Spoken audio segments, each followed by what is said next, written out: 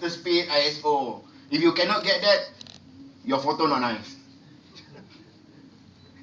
Okay, the most important thing every photographer should have is acquire the ability to look at the landscape. This is about landscape only. So let's not talk about the Langlois down there with the Cheongsam and whatsoever. Just about landscape. And visualize how the camera will record it. That's going to be the challenge. So whenever we talk about how the camera will record it, that's it lah. I have to buy D3X already.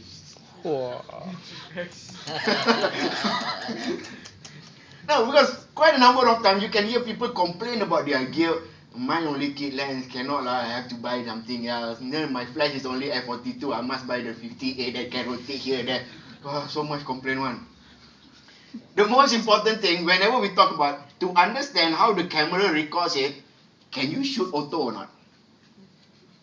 Is it advisable to shoot auto? Depends. It depends.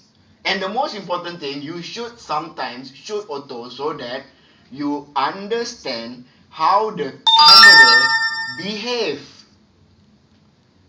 So as an example, like, I don't know, this Sony no good, always underexposed. The focusing is always at the side. You can complain about that 3,000 years, but it's still going to behave that way. So now, who's the stupid one? The camera stupid one, or I keep on doing the same thing? So I must understand how the camera behaves.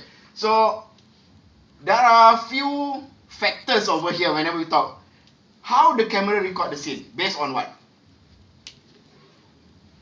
How the camera record the scene? What are the factors to decide the camera recording it? Shutter speed. Again? Shutter speed. Shutter speed. Very good. Aperture. Dah, no more.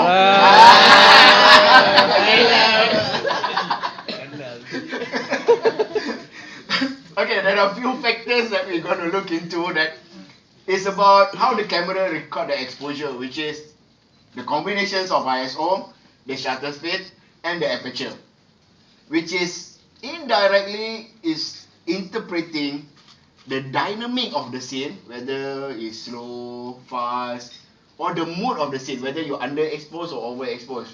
Whereby whenever you're overexposed, it becomes brighter and then more cheerful. Whenever it's underexposed, it's a bit gloomy, it's a bit moody, or romantic, like sunset. Whenever you shoot sunset and then the sun so bright, no, you should underexpose. Why? Quite a number of people don't question that because too bright, not romantic. Dim is romantic. Like now. Okay, and then we have color, which is whether it's a picture setting, picture creative style, white balancing. Again, it defines the moods. Bluish is always moody, red is always more aggressive. So depending from warm to cool.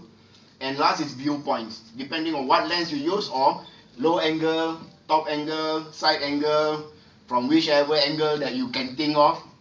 So this is how the camera recorded. Very static. But my session here not going to involve all these three. Wow, haven't started. I talk so long already. This is another session, not my session. This is color again, not my session. This viewpoint again, not my session. I'm going to talk about that is how camera recorded. So it's important to understand how the camera record the exposure, how the camera record the color, and how the camera records the viewpoint. Contrast compared to human.